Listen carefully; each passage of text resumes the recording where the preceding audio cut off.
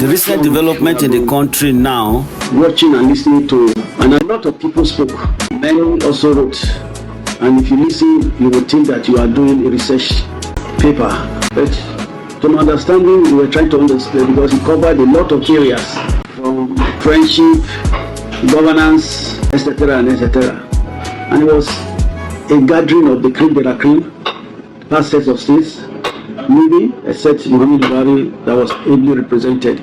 The reason is best known to him why he couldn't attend, but we all know in the past that when he was overthrown, as inflation was terrible when in June 12 was annulled, the democracy movement, and so on and so forth. And I just looked back and I said, if there was an annulment, there was an issue. Therefore, the forces behind him did not allow him to declare the results and allow Abiola to take over. That is me. I think I'm more concerned about, because I don't want to go into issues of what we suffered and what we did not suffer. Those we witnessed that died, and how leaders have come to power, they have failed to remember those ones. They are just using West. And they should have gone out to do a collation of those that were duly affected, particularly in the Southwest, which was the hub of the whole crisis. I also know that even when Abacha came to power, he never visited Lagos for the years that he spent as president, head of state of the Federal Republic of Nigeria. But that has it may. I think the statement made by Abdulsalami Abubakar, retired, the former head of state, from 1998 to 1999, is something that we should look at. Many of us are Muslims and Christians, and many of us have been told and taught on what prophecy is all about. He mentioned something that struck me. Friends for a period of no less than 80 years was walked through. See them being former heads of states of Nigeria. We should look at the other aspect and say, why did Abiola able to occupy the position?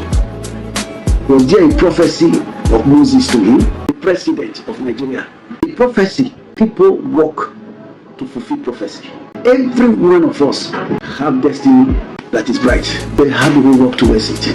And I told someone when the election that brought Buhari to power the second time, and I think my Facebook was very very clear, and I said, how do you stop someone that is going to enter an aircraft that is going up from winning an election? That's a revelation. If someone is going to enter an aircraft and is walking towards majestically, and I wake up to wonder, how do you expect someone to win when he landed from an aircraft? He came out of an aircraft. That's a negativity, that's negative part. Even to cross and enter his country, the immigration officer delayed his entry. What is all about?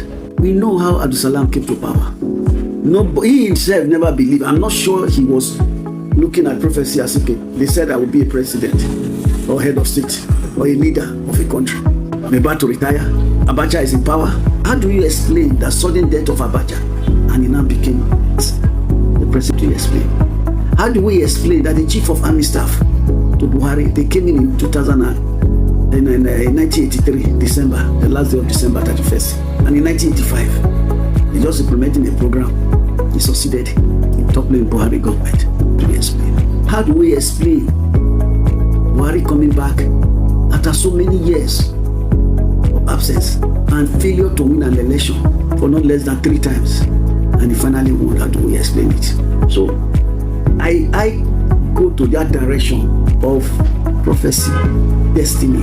Not because you know how to speak English, not because you can link with people, map out your best strategy may be the beginning of the strategy of another person. So that's the way I look at it. And even prophecies that are said, particularly even to myself, to say, yes, this child that is disabled under the age of 1, he will walk with 2 legs. Years later, when my mom told me that this was what they said, I was wondering, how am I going to walk with 2 legs when one has been amputated? I didn't even realize that I was going to be out of this country and there will be a limb to be created. Physical my leg and I walk with 2 legs. And when I was coming from the UK, my mom was at home to welcome me in Lagos and said, what he said has come to pass. How do I explain that? Where did my mother meet somebody to say, don't worry, labor for this child may have his 2 legs back? It may not be exactly the 2 legs, the leg that was amputated exactly, but something representing it, that I can stand up without necessarily supporting myself with any instrument. I can be talking to you, my soul will just have a defect, not realizing that it was a complete fixing of an artificially prosthesis. So we should not ignore and start speaking English. And I always tell people that before you take a strategic move, you don't need a pastor to tell you you will win. You don't need to go and do a consultation. With a clear mind you have and you sleep, with a good mother you have, with the heart that you use in relating with people, you will sleep, you will know whether it's a journey that you can embark upon or not. Not people telling you, oh, we are your local government shouting and you think you have population. You have people to vote for you. It is not what you should be talking about. You should know what you don't embark on a journey that you are not sure. Pastors don't see clearly the way God will make you to see clearly. When to leave and when to come back to the stage. Assess it properly. Take a cue from Bola Tinubu. He was out of the scene when you were hearing his name. He never occupied positions. He never struggled. By the time he came out, I said no contest in Southwest. To God who made man and to the best of my ability and the way I've been assessed, I have never voted for a failure. For someone who will fail in an election, it's not possible. Because it is either I do my proper analysis or I get the revelation which I will never disclose to anybody, but I can use parable as a binima to explain and illustrate, which some of my friends know me. A close friend of mine said, how do you know that somebody is going to win? I said, when you do not have a biased mind. So look, people should look at what I wanted Abiola to be a president. I did it, but I'm beginning to see why. That's all I can say. And I believe that we can take some learning here, that don't jump the gun. Don't tell me because you are an orator. Don't tell me because you are a public speaker, therefore the office is good for you. Don't tell me you were a student union leader and therefore you can occupy the position. Probably go and ask Oshomole and maybe he will give you a hint, or probably the mother will explain what was the prophecy about him. You call him Taylor, you call him all sorts of names, but where is he today? A child that listened to his parents and still have parents and follow what they said and never argued and did not underrate his parents, likely to occupy the position of importance. Thank you.